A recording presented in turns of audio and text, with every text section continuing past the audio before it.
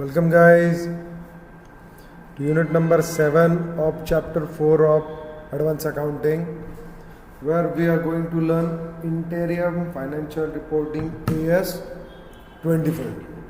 Okay, so what we are going to learn in this unit: objective and scope of this AS 25, content of an interim financial report, then minimum components of an interim financial report, form and content of interim financial statement, selected explanatory notes, period for which interim financial statements are required to be presented, disclosure in annual financial statements, recognition and measurement principle as per standards. कोई दिक्कत?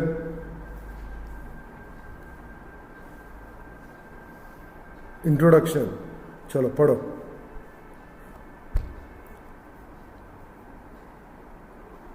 शांति से पढ़ो. आप introduction explain करने वाले मेरे को, क्योंकि ये चीज़ आसान है.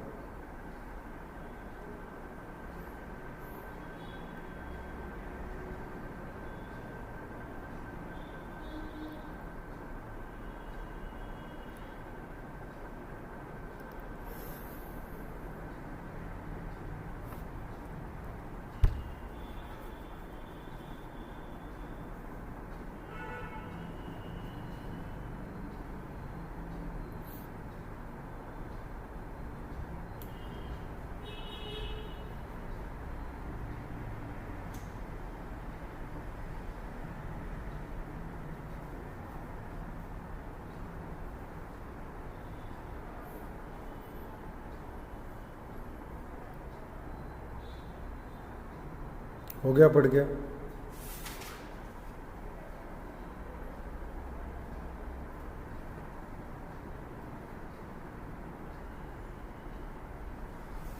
समझा? हाँ, it is not mandatory. First of all, this accounting standard is not mandatory. Okay, ये accounting standard mandatory नहीं है. First of all, but still you can choose to provide for interim financial report. When you decided to give the interim financial statements, boss, this has become big applicable to you. Okay, यहाँ पे दिया है.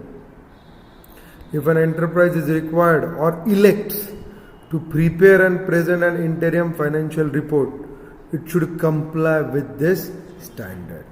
The standard prescribes the minimum content of an interim financial report and require that an enterprise which elects to prepare and present an interim financial report should comply with this standard. It also lays down the principle for recognition and measurement in a complete or condensed financial statement for an interim period. Timely and reliable interim financial reporting improves the ability of investor, creditor, lender and other to understand an enterprise capacity to generate earning and cash flow, its financial condition and liquidity. Now, a statute governing an enterprise or regulator may also require an enterprise to prepare and present certain information at an interim date which may be different in form and or content as required by this standard. In such a case, recognition and measurement principle as laid down in this standard are applied in respect of such information. Okay, unless otherwise specified in the statute by the regulator. कोई दिक्कत? Sure? पक्का? चलो आगे.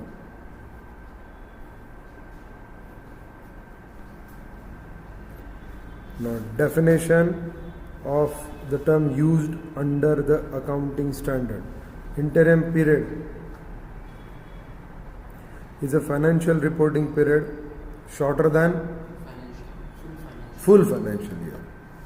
Interim financial report means a financial report containing either complete set of financial statement or a set of condensed financial statement for an interim period.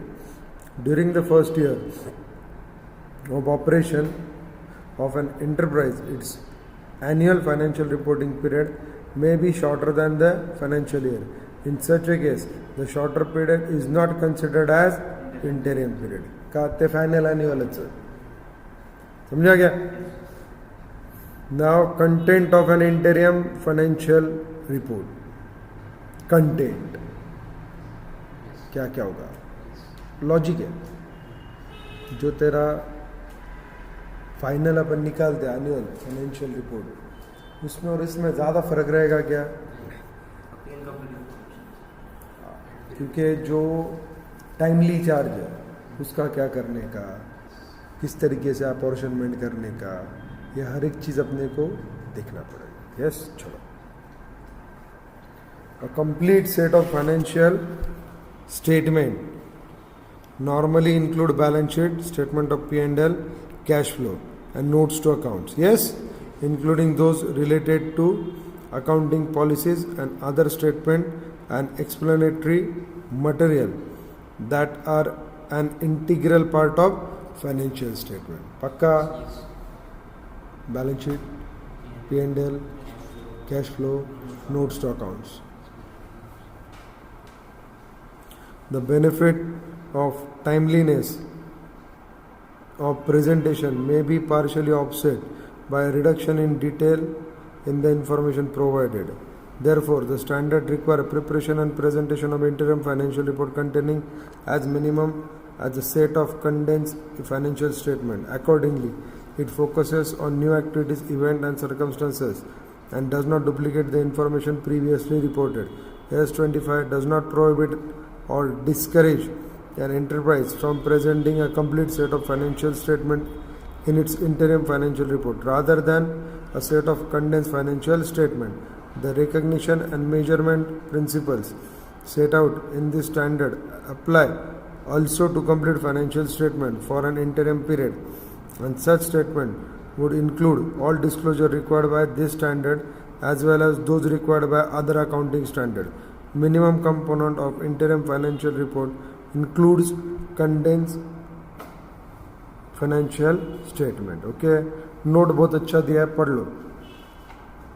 Interim financial report may contain a complete set of financial statement or condensed financial statements. If the entity opted for a complete set of financial statement, comma, it will be like annual set of financial statement. The condensed financial statement would include the limited information as required by this standard. मतलब अगर किसी organisation का लगता है कि मैं पूरी information दूंगी, तो दे कैन चूज, या दे कैन चूज, वो कंप्लीट सेट में भी जा सकते हैं. बट ये स्टैंडर्ड के हिसाब से लिमिटेड इंफॉर्मेशन देना जरूरी है. और तुम अगर ये स्टैंडर्ड फॉलो करते हो तो ये स्टैंडर्ड के हिसाब से उन्होंने जो बोला है उतनी इंफॉर्मेशन देने के बाद आप इंटरम फाइनेंशियल रिपोर्ट दे सकते हो. Okay, forms and content of interim financial statement. अभी आए अपन मुद्दे पे, कौन सा फॉर्म और कौन से content. If an enterprise prepare and present a complete set of financial statement in its interim financial report, the form and content of those statements should conform to the requirement as applicable to the annual complete set of financial statement. क्या समझा? अरे अगर उन्होंने complete set दिया, decide किया, तो उनको क्या देना पड़ेगा? पूरा कंप्लीट सेट, जैसे एनुअल में देते हैं वैसे. कोई दिक्कत राया ना?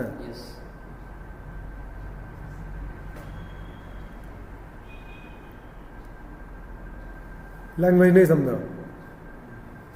अरे if an enterprise prepare and present a complete set of financial statement in its financial report, खत्म हो गया नहीं? यहीं पे उन्होंने खुद ही कंप्लीट सेट बनाया। तो अगर वो कंप्लीट सेट बनाया ऐसा क्लेम कर रहे फाइनेंशियल इंटरिम फाइनेंशियल रिपोर्ट में, तो उसमें क्या चाहिए, जो एनुअल में देते हैं वो सारी डिटेल उसमें चाहिए। पक्का? If an enterprise prepare and present set of condensed financial statement in its interim financial report, now those condensed statements should include at a minimum each of the heading and subheading that were included in its most recent annual financial statement and the selected explanatory notes as required by the statement. क्या समझा?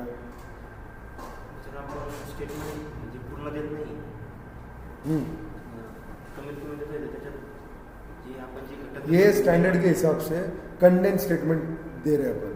तो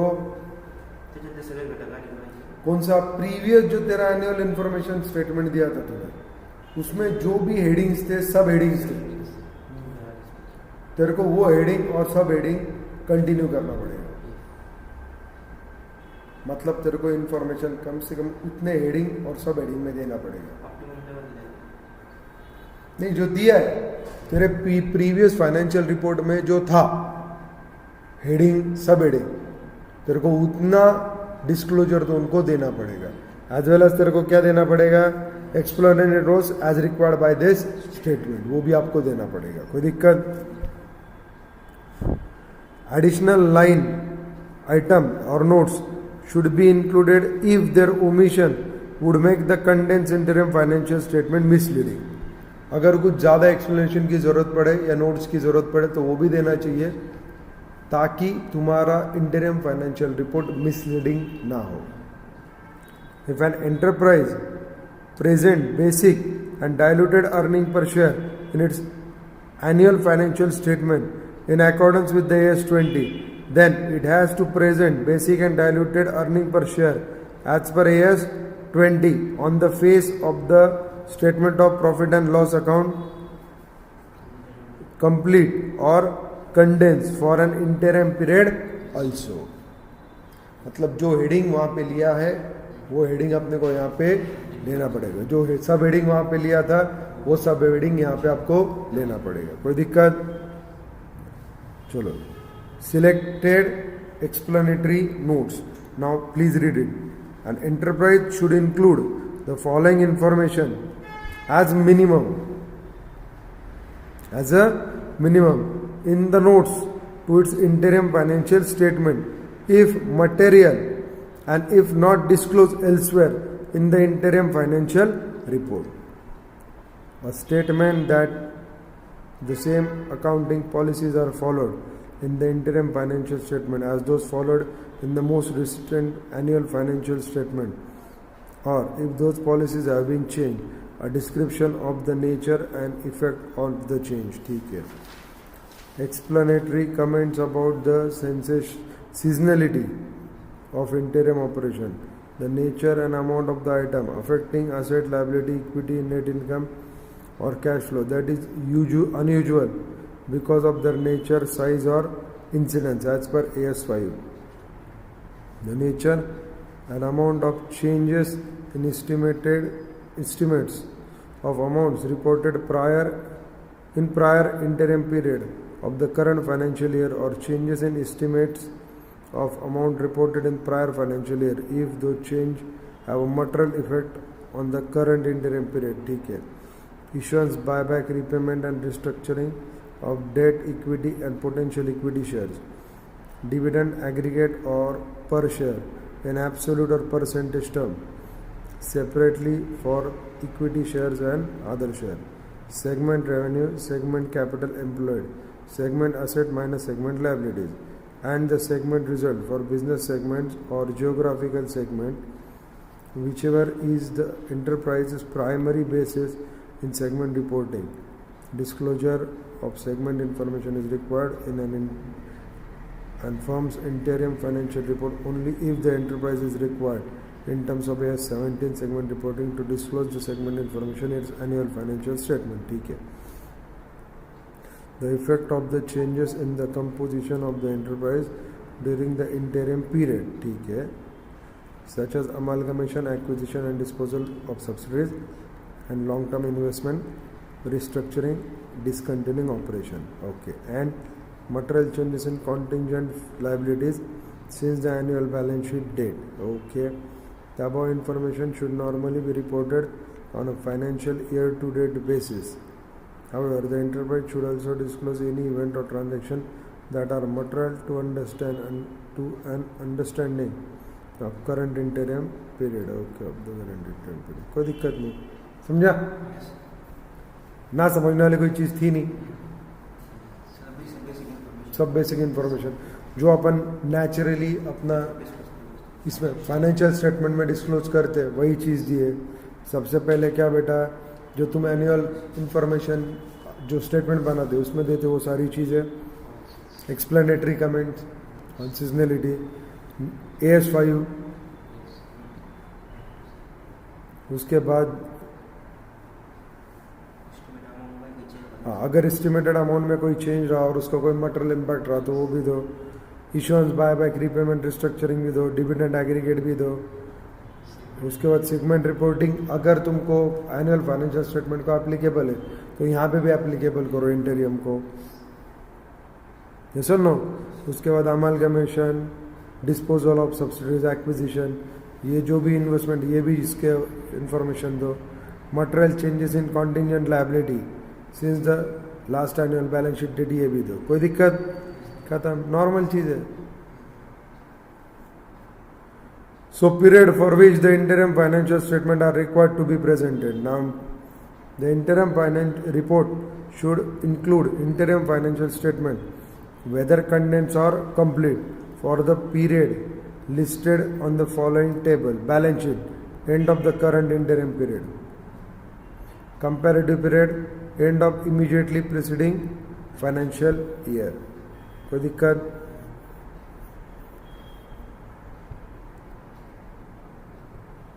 Current interim period and cumulatively for the year end, year to the date. Comparable interim period and year to date of the immediately preceding financial year. ठीक है ना? Cash flow cumulative, year to date. Yes or no?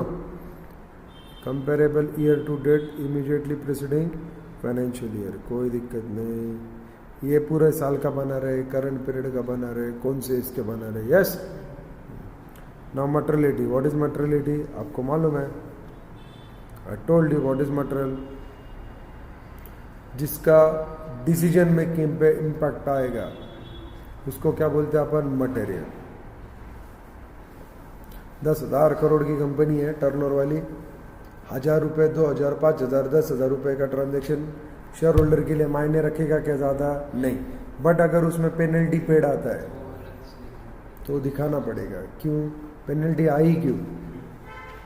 ये जानने वाली चीज़ है कि नहीं?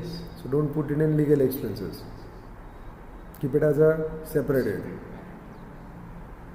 पक्का? देखो, पेटी कैश की कंसेप्ट है आपको, मेन कैशियर और पेटी कैशियर. मेन कैशियर बड़े पेमेंट्स करता है, पेटी कैशियर 5,000, 10,000 जो भी उसका रेंज डिसाइड करके दिया उतने पेमेंट करता है. तो पेटी कैशियर का ऑडिट कौन करता है? Main cashier. और ऑडिटर किसका ऑडिट करता है? मेन कैशियर का. पेटी कैश का नॉर्मल चेक करेगा, बट डीएफ में किसको देखेगा? मेन कैशियर की रिपोर्टिंग को. क्यों? वो मटेरियल है. चाय की पत्ती लाया पैंट्री के लिए, मटेरियल है क्या वो? 10,000 करोड़ की कंपनी के लिए उसने आधा किलो चाय की पत्ती लाया, ये ऑडिटर चेक करेगा कि ये मटेरियल रहेगा क्या? तो ये चीज़ है. पक्का?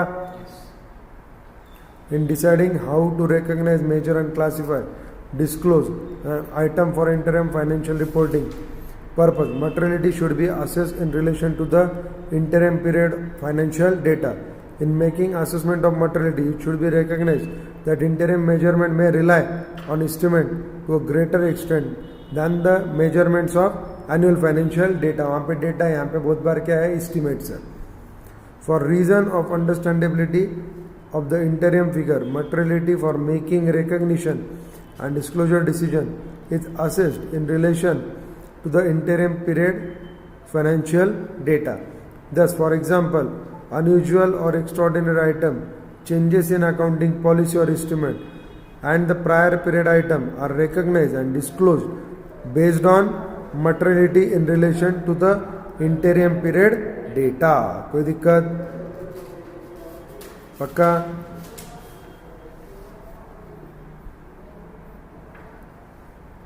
ब्रैकेट का अच्छा है.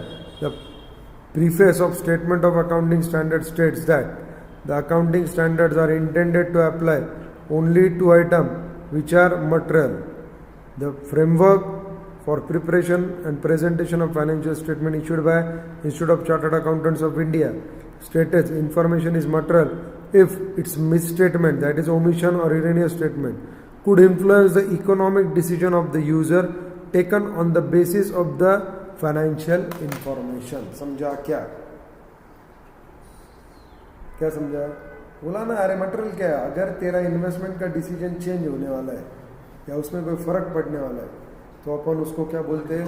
मटेरियल बोलते हैं. जिस चीज का तेरे डिसीजन मेकिंग में कोई फर्क नहीं पड़ेगा दैट इज इमटेरियल. बट जो चीज का तेरे डिसीजन मेकिंग में फर्क पड़ेगा उसको क्या बोलेंगे अपन? मटेरियल. कोई दिक्कत? चलो illustration 1 please read.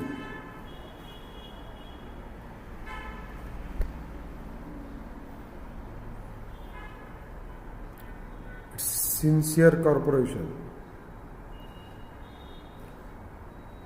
is dealing with seasonal product. Okay, seasonal product उसका सेल्स पैटर्न दिया है. पहले क्वार्टर में 10%, सेकंड में 10, थर्ड में 60, मतलब अक्टूबर नवंबर दिसंबर, एंड फोर्थ में 20. Information regarding first quarter ended 30 June 2021 as follow. Sales 80 crore, salary other expenses 60 crore, advertisement 4 crore routine दिया है, then admin and selling 8 crore. While preparing interim financial report for its first quarter, Sincere Corporation want to defer 10 crore expenditure to the third quarter on the argument that the third quarter is having more sales. Therefore, the third quarter should be debited by more expenditure. Considering the seasonal nature of the business and expenditures are uniform throughout all the quarters, calculate the result of the first quarter as per AS 25. Also give comment on the company's view. क्या बेटा, क्या view है तुम्हारा? अरे क्या view है तुम्हारा? अरे बाबा क्या व्यू है?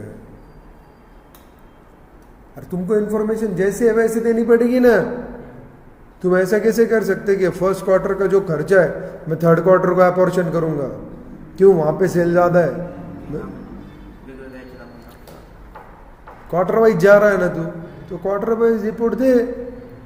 जानबूझ के पहले क्वार्टर का सेल कम खर्चा कम दिखा के तो अगर थर्ड क्वार्टर का अपॉर्शन कर रहा है, मतलब जहाँ पे ज़्यादा सेल और ज़्यादा प्रॉफिट वहाँ पे एडजस्ट करने जा रहा है, तो शेयर होल्डर को जेन्युइन इन्फॉर्मेशन मिलेगी क्या? समझा? चलो पढ़ते. पहला क्या है बेटा? टर्नओवर 80 करोड़ दिया है ना. उसके बाद सैलरी एंड अदर एक्सपेंसेस कितना है? 60, मतलब बचा कितना? 20. उसमें से एडमिन एक्सपेंसेस चले गए 8, एडवर्टाइजमेंट चले गए 4, मतलब 12. कितने बचे? 8. ओके, यहाँ पे देखो दिया है क्या? ये जेन्युइन लेवल है कि नहीं है? यस और नो? अभी पढ़ो. According to AS 25, income and expenses should be recognised when they are earned and incurred respectively. Therefore, seasonal income will be recognized when they occur. Thus, company's view is not as per AS 25. बोला कि नहीं? आया ना? खत्म. Illustration 2 पढ़ो.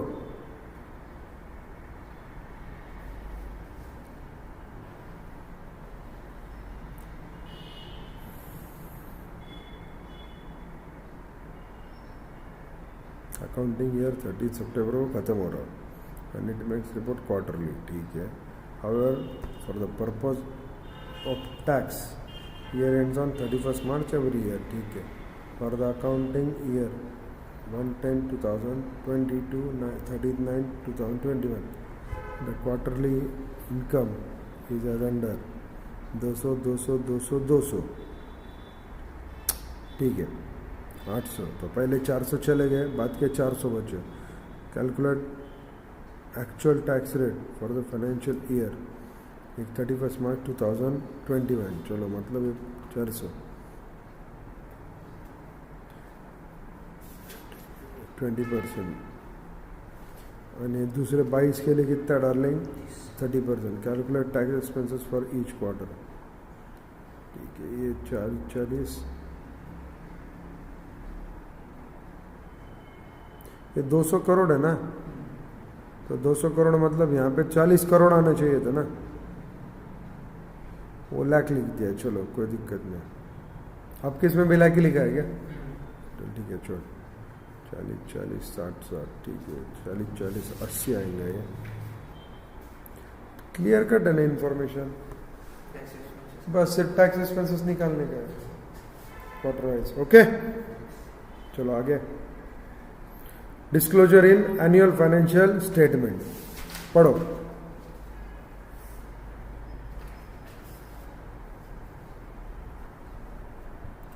S5 requires disclosure in financial statement of the nature and if practicable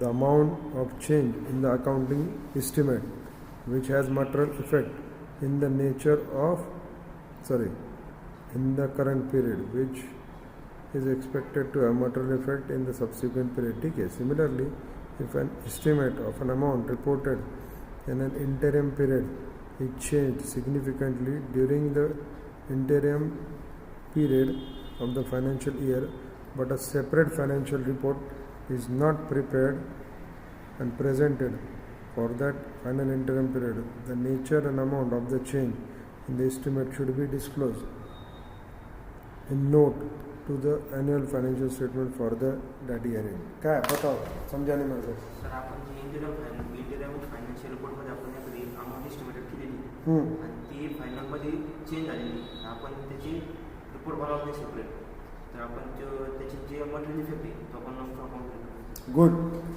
मतलब क्या बेटा, मतलब क्या, if an estimate of an amount reported in interim period is changed significantly during the final interim period of the financial year, but a separate financial report is not prepared and presented for that final interim period, the nature and amount of that change in the estimated should be disclosed in a note to the annual financial statement for that year. अपने को annual financial statement में उसको note करके देना पड़ेगा। कोई दिक्कत बेटा? श्योर 100%। चलो आगे, अकाउंटिंग पॉलिसी बोलो। अरे जो फाइनल तुम पॉलिसी यूज कर रहे हो फाइनेंशियल स्टेटमेंट बनाने के लिए, तुमको बोला ना वही चीज तुमको क्या करनी पड़ेगी, कंटिन्यू करनी पड़ेगी। हेडिंग और सब हेडिंग भी वही कंटिन्यू करने ना तुमको, आया ना। अगर उसमें कुछ चेंज रहा तो वो जैसे तुम एनुअल फाइनेंशियल में चेंज करके रिपोर्ट करते हो, उसका इफेक्ट भी वो तुमको इंटरिम में भी करना पड़ेगा। यही चीज है।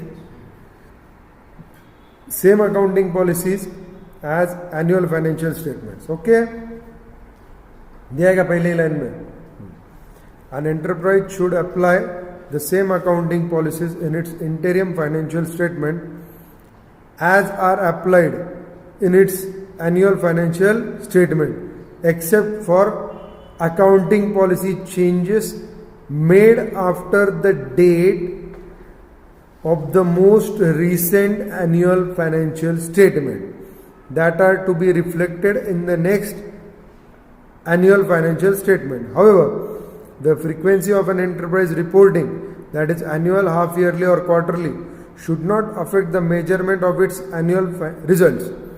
To achieve that objective, measurement for interim reporting purpose should be made on year-to-date basis. Okay, illustrate किया है, पढ़ो। ABC 3 पॉइंट दिए, उसके बाद चेंजेस इन अकाउंटिंग पॉलिसी, जो मैंने बोला वही चीज़ दिया होगा. देन रेवेन्यू रिसीव्ड सीजनली और ओकेजनली, इसको कैसे ट्रीट करना है वो दिया है.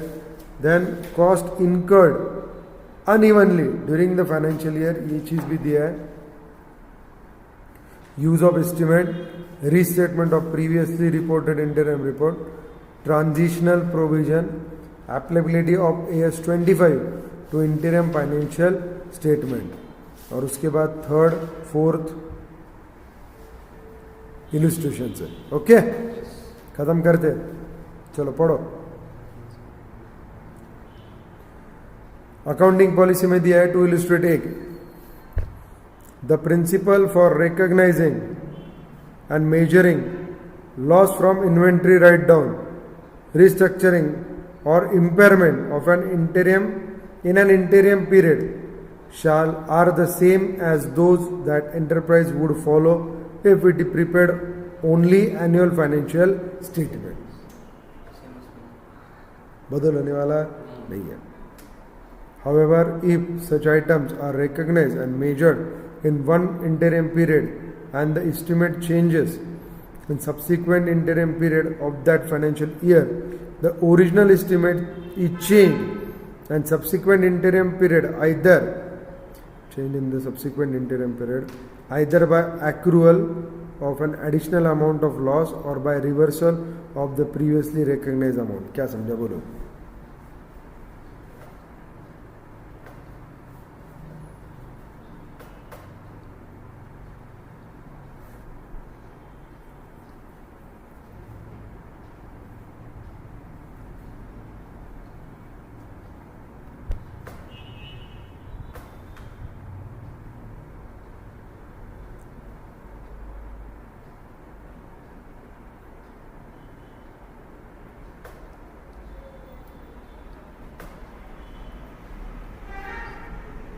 बोलो.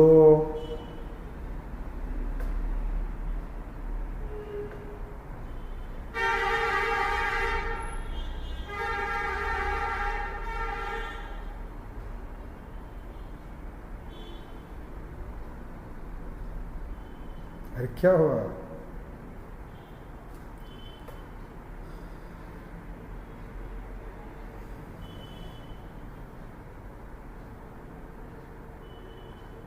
मैं बताऊँ कि अभी खुली चीज़ है. अगर तुमको जो तुम्हारा बेस है वो कंटिन्यू करना पड़ेगा.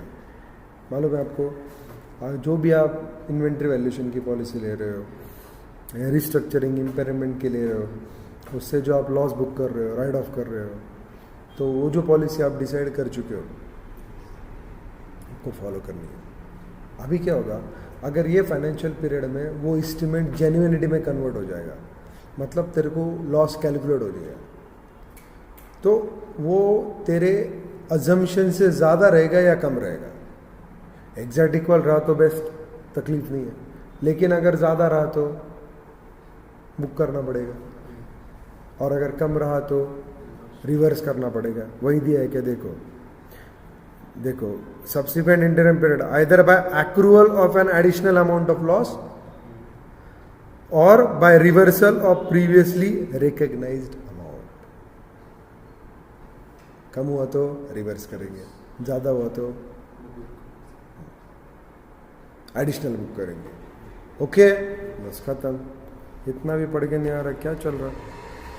Then second B, the cost that does not meet the definition of an asset at the end of an interim period is not deferred on the balance sheet date either to await future information as to whether it has met the definition of an asset or to smooth earnings over interim period within the financial year.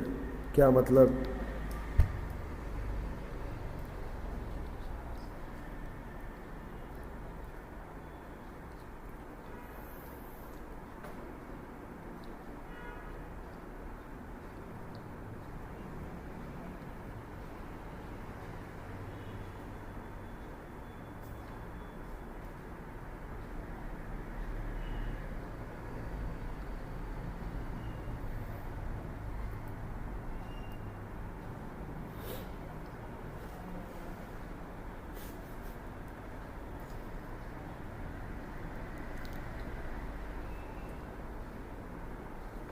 बोलो बेटा।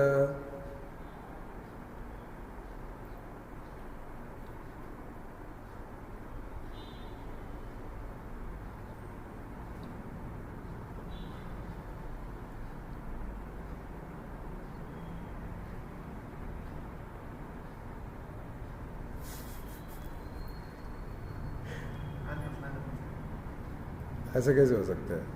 अब मैं पढ़ू क्या? चलो पहले, a cost that does not meet the definition of an asset, मतलब तूने कॉस्ट इनकर किया है जो एसेट की डेफिनेशन को क्या नहीं कर रही, फुलफिल नहीं कर रही अब तक. Yes, at an end of interim period, मतलब तेरा इंटरिम पीरियड जो खत्म हुआ तब तक तूने जो कॉस्ट इनकर किया वो एसेट की डेफिनेशन को मीट नहीं कर पा रही है. मतलब तू उसको एसेट ट्रीट कर सकता है क्या? नहीं. बट तू उसको कॉस्ट भी नहीं बोल सकता. तो बोले क्यों? पूरा मीट नहीं कर रही है, कुछ कुछ मीट कर रही होगी, सीधा मीट नहीं कर रही है. तो अभी क्या होगा? इज नॉट डेफर्ड, मतलब एसेट को अपन क्या करते हैं? डेफरमेंट में डालते हैं. ये सुन, डेप्रिसिएशन लगाते ना उसके ऊपर. हाँ, it is not deferred on the balance sheet date. क्यों? Either to await future information as to whether it has met the definition of an asset. मतलब आगे चल के वो एक तो असेट करके रिकॉग्नाइज होगा as per the definition of asset, और to smooth the earning over interim period within a financial year. और वो कॉस्ट किस लिए इनकर किया गया होगा? To smooth the earning capacity. समझा क्या? एंड आगे क्या दिया है? एंड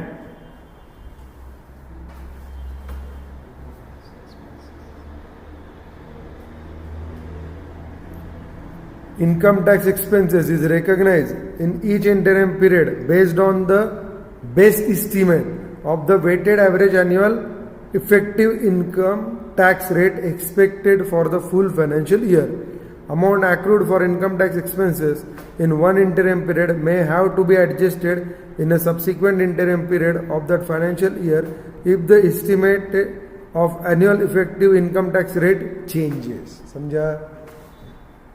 इनकम टैक्स जो अपन आज प्रोवाइड कर रहे, शायद कल उसको रिवर्स भी करना पड़े, शायद उसको एडिशनल करके ज़्यादा भी बुक करना पड़े. पक्का? Income is recognized in the statement of profit and loss when an increase in the future economic benefit related to an increase in an asset or decrease of a liability has arisen, and that can be measured reliably. Expenses are recognized in the statement of profit and loss when a decrease in future economic benefit related to decrease in the asset or increase in liability has arisen, that can be measured reliably. The recognition of item in the balance sheet which do not meet the definition of asset or liabilities is not allowed. मतलब कुछ नहीं, cost बड़ी है, cost कम हुआ है. Cost बड़ी है तो खर्चा बुक करो, कम हुई है तो इनकम बुक करो. असेट बड़ा है तो खर्चा है, कैपिटल एक्सपेंडिचर. लायबिलिटी बड़ी है तो रिसिप्ट है. तो ये जो तुम्हारा बेस है वही बेस यहाँ पे अपने को फॉलो करना है. लेकिन एक चीज़ समझो, सालाना at the end of the year अपने को टैक्स रेट मालूम रहते हैं, अपने को डेफरमेंट करना है कि नहीं ये मालूम रहता है, अपन ने जो खर्चा किया वो तुम्हारा एसेट में जा रहा है कि नहीं वो डिसाइड हो चुका रहता है. ये हर एक इंटरिम पीरियड में नहीं होता है. तो इसलिए इंटरिम पीरियड में बहुत सारे एस्टिमेट्स अपन यूज़ करते हैं. टैक्स के लिए भी अपन क्या यूज़ करते हैं? बेस यूज़ करते हैं. इन्वेंट्री के लिए भी आपको मालूम है आज उसका मार्केट वैल्यू कम है, कॉस्ट ज़्यादा है, लेकिन आगे चल के उसका मार्केट वैल्यू बढ़ गया, तो तुम किसको बुक करोगे? कॉस्ट को. तो ये सब जैसे तुम फाइनल बनाते वैसे ही तुमको क्या बनेगा का है? इंटरिम. बट इंटरिम में बहुत सारी चीज़ें अपने को क्या लेना पड़ेगा? On certain assumptions. बट जो भी अपन ने पिछले फाइनेंशियल स्टेटमेंट में हेडिंग सब हेडिंग लिया था वो पूरा यहाँ पे कंटिन्यू करना पड़ेगा. an enterprise that report more frequently than half yearly measures income and expenses on the year to date basis for each interim period. year to date basis मतलब पहला क्वार्टर, दूसरा, तीसरा, तीनों का मिला के income. Yes or no? However, when each set of financial statement is being prepared, amount of income and expenses reported in the current interim period will reflect any changes in the estimate of the amounts reported in prior period. Okay, prior interim period of the financial year. The amount reported in the prior interim period are not retrospectively adjusted. चालू इसमें तुम changes करोगे उसके. हाँ. However, the nature and amount of any significant changes in the estimate should be disclosed. तुम previously जाके change करते नहीं बैठोगे, तुम इसमें जो भी है वो चेंजेस का इफेक्ट लोगे. Now changes in accounting policy मैंने पहले बोल दिया. Preparer of interim report in compliance with AS 25 are required to consider any change in accounting policy that will be applied for the next annual financial statement and to implement the changes in the interim reporting period. If there has been any change in accounting policy since the most recent financial statement, the interim report is required to include a description of nature and effect of the change. बोला जो भी तुम change करोगे उसका effect तुमको क्या करना पड़ेगा, रिकॉर्ड करना पड़ेगा, दिखाना पड़ेगा. Now revenue received seasonally or occasionally, ये important चीज है. Revenue that are received seasonally or occasionally within a financial year should not be anticipated or deferred as an interim date if anticipation or deferral would not be appropriate at the end of enterprise financial year. For example, dividend revenue, royalties and government grants. Additionally, some enterprise consistently earn more revenues in certain interim period of a financial year than other interim period. For example, seasonal revenues of retailer. Such revenues are recognized when they occur. AS9, revenue recognition. Until and unless it is recognized or received, you cannot book it. Pakka. Then cost incurred evenly during the financial year. Cost incurred evenly मतलब time cost है. 12 महीने तू क्या कर रहा है, evenly खर्चा कर रहा है, मतलब एक जैसा, एक समान बोल सकता, फिक्स नहीं बोल सकता. It could vary according to turnover, but it is लगभग सेम इन एवरी मंथ. पक्का.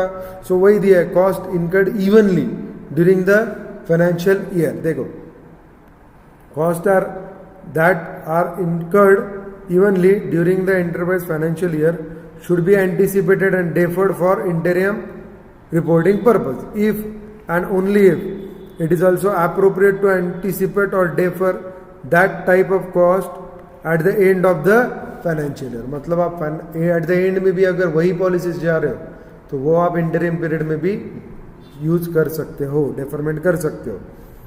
A cost that does not meet the definition of an asset at the end of an interim period is not deferred in the interim balance sheet either to await future information as to whether it has met the definition of asset or smooth earning over interim period within the financial year. Thus, when preparing interim financial statement, the enterprise usual recognition and measurement practices are followed.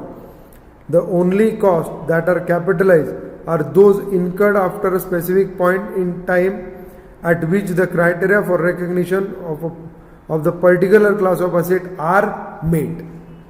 जब तक वो particular class of asset का criteria fulfil नहीं करेगा तब तक वो cost को अपन डेफर नहीं करेंगे, मतलब कैपिटलाइज नहीं करेंगे. Deferral of cost as asset, क्या बोला था, deferral of cost as asset in an interim balance sheet in the hope that the criteria will be met before the year end is prohibited. समझा क्या, यही ऊपर था. ए पार्ट में, याद आया क्या? ए बी सी जो पढ़े थे, ए में यही था। पक्का? आगे यूज ऑफ एस्टिमेट, अपने को एस्टिमेट यूज ही करना पड़ेगा। हाँ बेस तो चाहिए ना, कुछ कुछ खर्चे पूरे सालाना है, उसको बेस तो लेना पड़ेगा। Yes, the measurement procedure to be followed in interim financial reporting report should be designed to ensure that the resulting information is reliable and that all material financial information that is relevant to an understanding of financial position or performance of the enterprise is appropriately disclosed. Explain करने ऐसा कुछ नहीं है, समझा? पक्का? क्या समझा?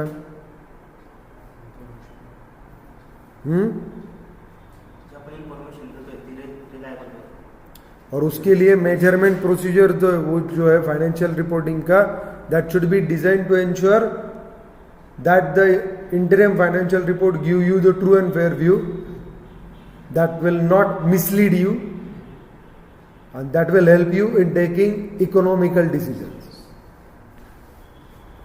Now restatement of previously reported interim periods. One objective of preceding principle is to ensure that a single accounting policy is applied to a particular class of transaction throughout the entire financial year. The effect of principle requires that within a current financial year, any change in accounting policy be applied retrospectively to the beginning of the financial year. क्या समझा? अगर दिसंबर में अपन accounting policy change कर रहे हैं तो अपना जून का इंटरिम रिपोर्ट और सितंबर का इंटरिम रिपोर्ट भी चेंज करना पड़ेगा। क्यों? अपनी पॉलिसी चेंज कहां से होगी? दिसंबर में हुआ, लेकिन उसका इफेक्ट कब लेंगे? वो फाइनेंशियल ईयर में। वो फाइनेंशियल ईयर बिगिन कहां से होता है? 1 अप्रैल से। सो 1 अप्रैल से अपने को उसका इफेक्ट लेना पड़ेगा, उसको बोलते हैं रिट्रोस्पेक्टिव। मैंने बोला प्रोस्पेक्टिव मतलब आज से आगे, रिट्रोस्पेक्टिव मतलब वहां से आज तक, और आज से आगे तो रह गए। पक्का? वहां से आज तक का भी इफेक्ट लेना पड़ेगा। नाउ ट्रांजिशनल प्रोविजंस पढ़ो।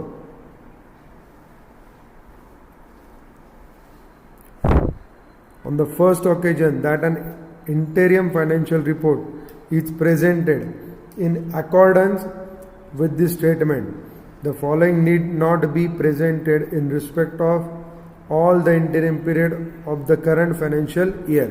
First, comparative statement of profit and loss for the comparable interim period current to year to date of the immediately preceding financial year. सही बात है? And comparative cash flow statement for the comparable year to date period of the immediately preceding financial year. क्या समझा?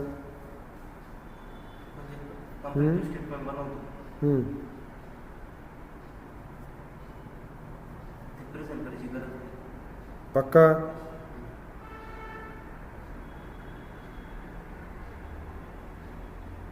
The following need not be presented in respect of all the interim period of the current financial year.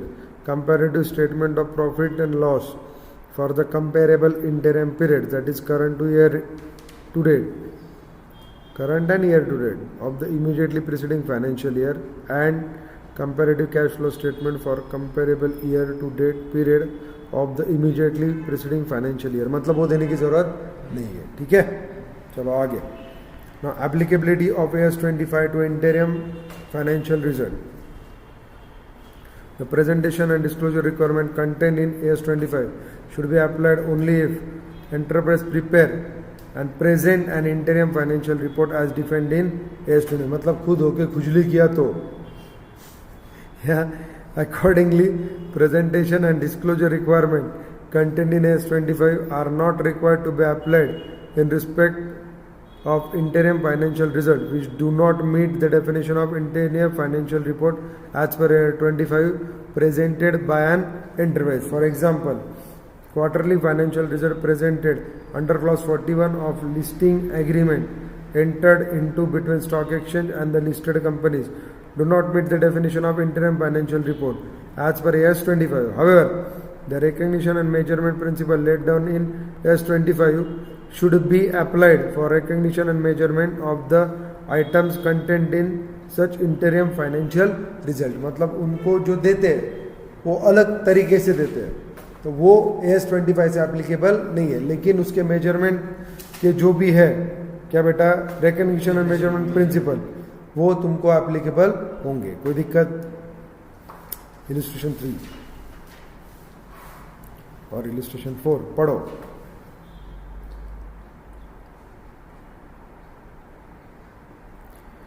Accountants of Purnima Limited showed a net profit of 7,20,000 for the third quarter, ठीक है, after incorporating the following: bad debt 40,000 incurred during this quarter, okay, 50% of the bad debt have been deferred to the next quarter. Deferment allowed है क्या, है क्या, पक्का, sure, 100%? अरे आया ना, नहीं है ना, अपन ने देखा ना, जो खर्चा वो क्वार्टर का है वो उसी क्वार्टर में क्या करना चाहिए, डाल देना चाहिए, डन बेसिस पे जो भी है, okay. Then extraordinary loss of 35,000 incurred during the quarter has been fully recognised in this quarter, okay, ये एक्स्ट्राऑर्डिनरी आइटम है, इसका देखते हैं। Additional depreciation 45,000 resulting from the change in the method of charge of depreciation, assuming that 45,000 is the charge of for the third quarter only, ठीक है, answer the correctly, ठीक है, कोई दिक्कत नहीं। सबसे पहले आपको मालूम है बैड डेट 50% क्या है, हैव बीन, देखो यहाँ पे मैं अंडरलाइन है, 50% bad debt have been deferred to the next quarter, मतलब 7/20 का जो मुनाफा है वो 20,000 रुपये खर्चा डालने के बाद आया है, वो नहीं डाला है।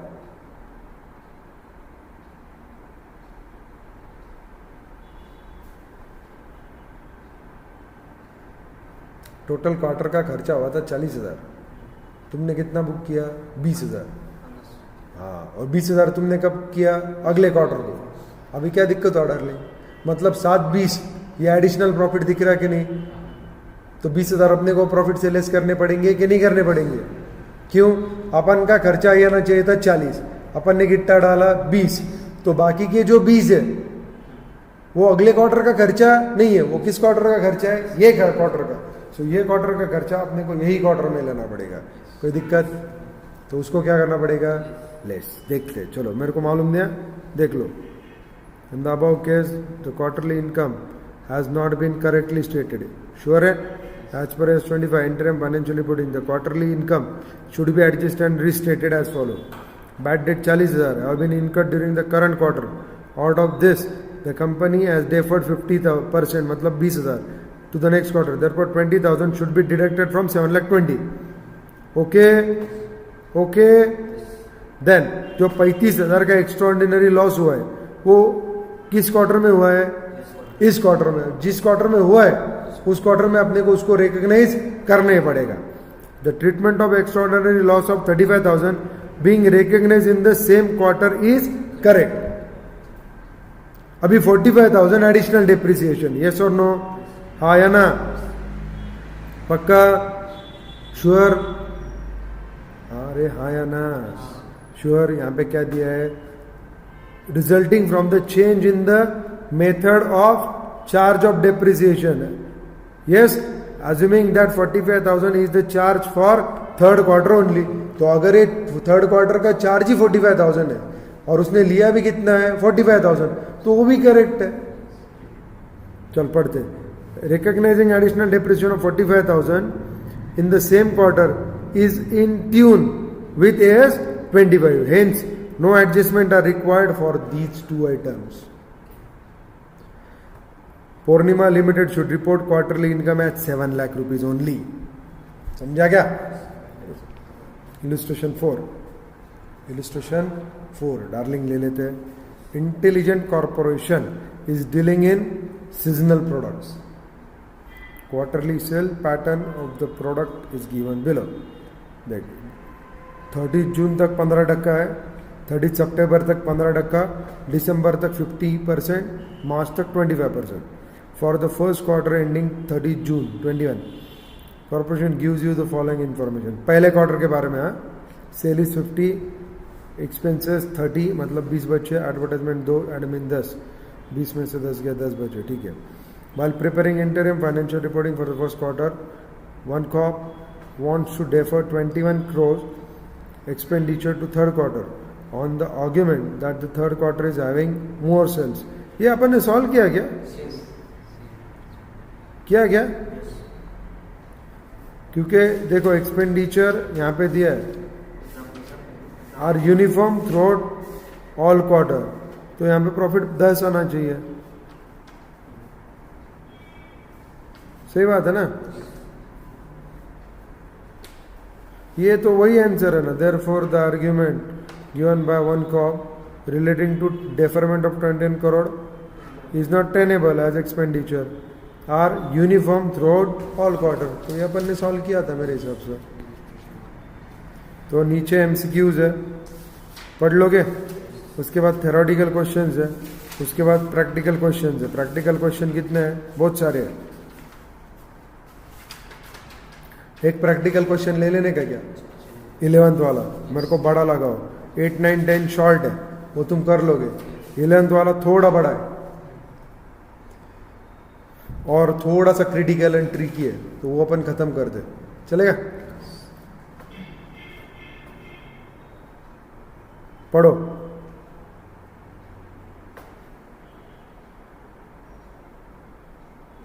अंतर भारतीय limited reported a profit before tax PBT of 4 lakh for the third quarter ending 30/9/21.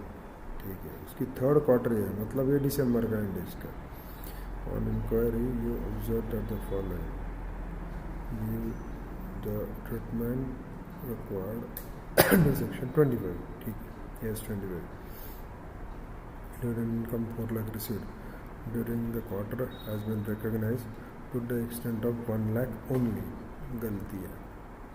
80% of sales promotion expenses 15 lakh incurred in the third quarter has been deferred to the fourth quarter as sales in the last quarter is high. ये गलत हुआ है, कर नहीं सकते. ठीक है. Then in the third quarter, the company changed depreciation method from that resulted in excess depreciation 12 lakh. The entire amount has been debited in the third quarter, though the share of the third quarter is only 3 lakh rupees. ठीक है.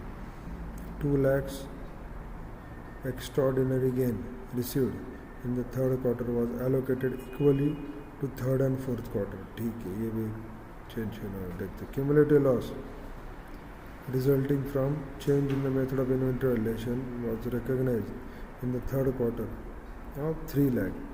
Out of this, one loss 1 lakh related to the previous quarter. ठीक है. Sale of investment in the first quarter resulted in a gain of 20 lakh. The company has apportioned this gain equally in 4 quarter. मतलब 5 लाख के quarter में profit है.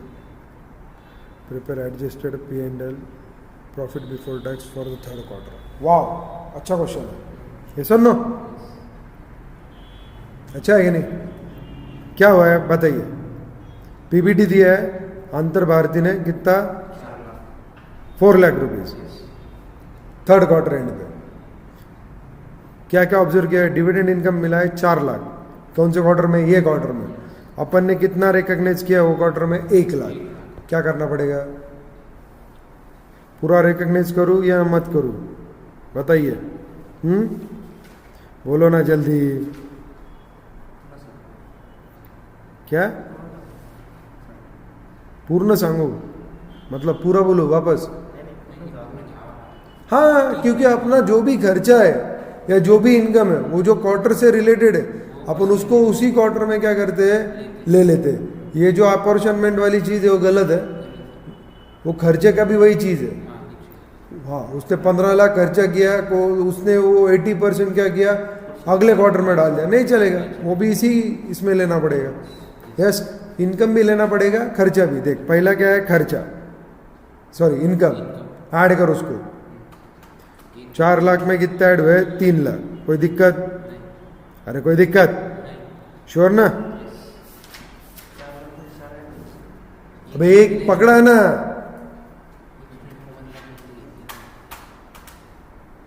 उसने हर एक quarter को 1-1 लाख करके डिस्ट्रीब्यूट किया ना, तो ये क्वार्टर का 1 लाख लिया था, एक्चुअल कितना लेना चाहिए था 4 लाख, सो कितना ऐड होगा 3 लाख रुपया।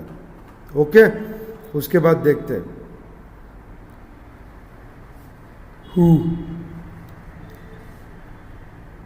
उसके बाद क्या पढ़ो ना, नेक्स्ट वाला है, मैं आंसर में देख रहा था, क्वेश्चन पढ़ो। 50% रुक 2 मिनट, सेकंड 80%, ये तो बोला ना, गलती किया उसने, 15 लाख का 80% उसने क्या किया, अगले महीने में क्वार्टर में डाल दिया, मतलब उसने क्या किया 12 लाख रुपया अगले क्वार्टर में भेज दिया। गलत किया कि नहीं किया? तो 12 लाख ये क्वार्टर से लेस होना चाहिए था कि नहीं होना चाहिए था, खत्म, तो ये लेस होगा। कितना ऐड किया अपन ने 3, और कितना लेस किया 12, देखिए यहाँ पे लिखता हूँ, ये 3 अपन ने क्या किया ऐड किया, यस, ये 12 क्या किया अपन ने, बोलो ना, -12, पक्का। तीसरा क्वार्टर का क्या है, डेप्रिसिएशन, इसका कुछ नहीं होगा, अपन ने रिकॉग्नाइज कब किया पॉलिसी चेंज करके, ये क्वार्टर में, तो अपने को पहले से लेना पड़ेगा।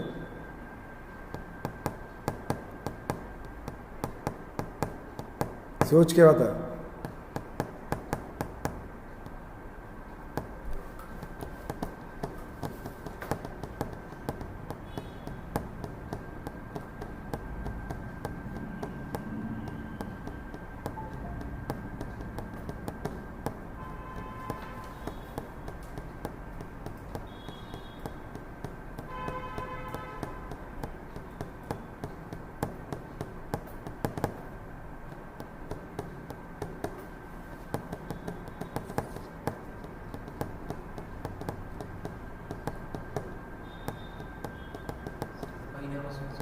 कैसे?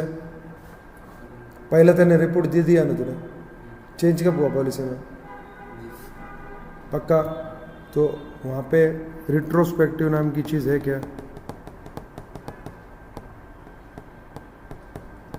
कुछ बोला है, कुछ बोला है क्या? जाओ आंसर में जाके देखो।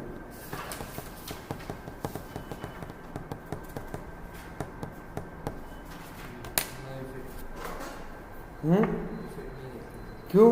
तुमने तो बोला लेना चाहिए था, पढ़ना उसका रीजन, हर एक चीज में बोलू क्या,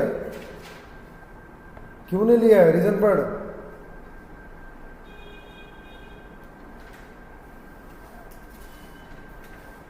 क्या लिया है?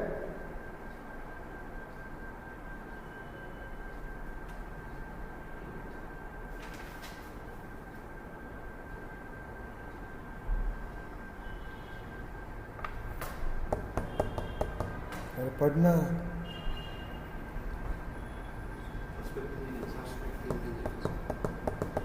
वहां पे वर्ड यूज किया है रिट्रोस्पेक्टिव, मैंने तेरे को हाईलाइट करके बताया था कि नहीं, बताया था कि नहीं, रिट्रोस्पेक्टिव और प्रोस्पेक्टिव बताया था कि नहीं बताया था, तो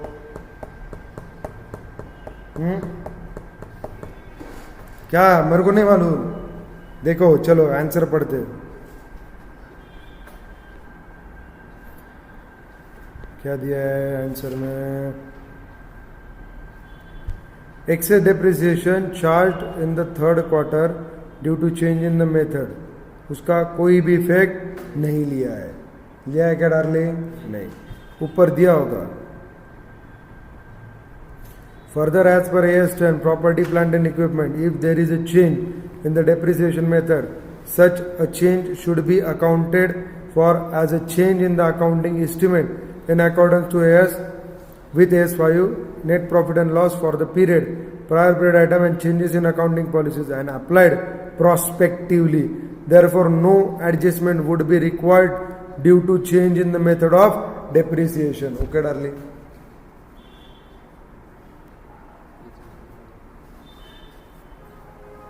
पक्का? बाकी का आसान है, बाकी का क्वेश्चन किधर गया, इधर है, चलो। सो इसका नो इफेक्ट, सही बात है ना। उसके बाद 2 लाख एक्स्ट्राऑर्डिनरी गेन है, थर्ड क्वार्टर में हुआ है, allocated equally third and fourth quarter, मतलब 1-1 लाख दिया है, गलती किया, यहाँ पे +1 का एडजस्टमेंट होना चाहिए. ओके, यहाँ पे प्लस लिखता हूँ, ठीक है ना. उसके बाद cumulative loss resulting from the change in the method of inventory valuation was recognised in the third quarter 3 lakhs, out of which the loss of 1 lakh relate to the previous quarter. मतलब वो इसका नहीं है, वो previous quarter का था, आया ना, लेकिन क्यूमुलेटिव में आया है. क्यूमुलेटिव मतलब पिछले साल का एक्यूमुलेट होके, पिछले क्वार्टर का एक्यूमुलेट होके ये क्वार्टर में कैरी ऑन हुआ है. तो इस क्वार्टर में उसका खुद का कितना लॉस है, 2 लाख रुपया. यहाँ पे कितना कंसिडर किया है, 3 लाख, मतलब 1 लाख का लॉस ज़्यादा कंसिडर हुआ है. तो उसको कैंसिल करने के लिए करना पड़ेगा +1. यस और no. Sale of the investment in the first quarter resulting gain of 20 lakh. The company has apportion this equally. कोई संबंध नहीं है, ये 5 लाख का भिकार चढ़ गेन दिया है जो अपने बाप का नहीं है, ये पहले क्वार्टर में आ चुका है. यस और नो. सो इसको -5 करना पड़ेगा, पक्का. सो मारो टोटल 4 + 3 + 1 8 + 1 9. 9 में से 17 चले गए, तो ये तो लॉस में गया, आया ना. आंसर देख लो वापस एक बार, -8, ये हो गया ना, सही बात है ना. Adjusted profit before tax for the third quarter, ये तो 8 लाख रुपए लॉस में. ठीक है, कोई दिक्कत नहीं. सो होपफुली आपको समझा इंटरम फाइनेंशियल रिपोर्टिंग. पक्का अपन नेक्स्ट मॉड्यूल में जाएंगे. अभी इंटरेस्टिंग मॉड्यूल पार्ट चालू हो गया. ये पूरा के पूरा रिपोर्टिंग पर्पस था. इसकी लैंग्वेज बहुत टफ था पहले मॉड्यूल का. अगले मॉड्यूल में लैंग्वेज ज़्यादा टफ नहीं रहेगी, थोड़ी सी रहेगी, बट कंसेप्ट ज़्यादा है.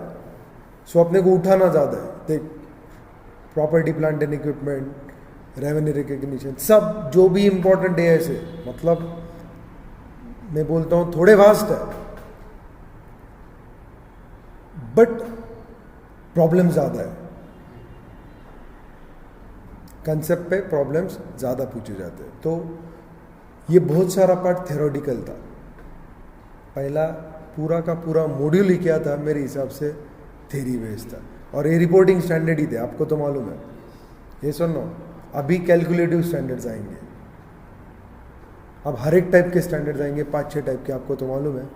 तो सेकंड मॉड्यूल बहुत अच्छे से करेंगे. पहला मॉड्यूल इतना परफेक्ट करो कि उसमें कोई भी डिफ़िकल्टी नहीं रहनी चाहिए, so that we can start with our second module. कोई दिक्कत? श्योर. और from the first line to the last line कुछ नहीं छोड़ने का. इंस्टीट्यूट क्या पूछ ले मॉड्यूल में से, कोई गारंटी नहीं. तो एक भी लाइन चूकनी नहीं चाहिए. From the first line to the last line पूरा मॉड्यूल रीड होना चाहिए, अंडरस्टैंड होना चाहिए, और उसका एप्लीकेशन यहाँ पे फिट होना चाहिए. और उसके बाद प्रैक्टिस करो तुम कहाँ से, क्वेश्चन बैंक से, previous year question paper, MTP RTP जो आपको दिया है, और पैरेलल करो.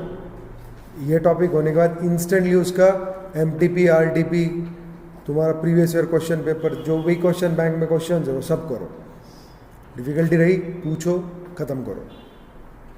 Okay, so we will meet in the next lecture. Hopefully पहला मॉड्यूल अच्छे से हुआ होगा. बहुत ज़्यादा थ्योरेटिकल पार्ट था, बट सक्सेसफुली आपने टैकल किया है. अभी थ्योरेटिकल प्लस प्रैक्टिकल ऐसे पार्ट में अपन जाएंगे, जिसमें प्रैक्टिकल पार्ट भी क्या होगा, इक्वल होगा या थोड़ा उससे ज़्यादा होगा. और फाइनल मॉड्यूल में अपना पूरा के पूरा थ्योरी बेस कम है और प्रैक्टिकल बेस ही ज़्यादा है. ओके, चलो ठीक है, थैंक यू, बाय.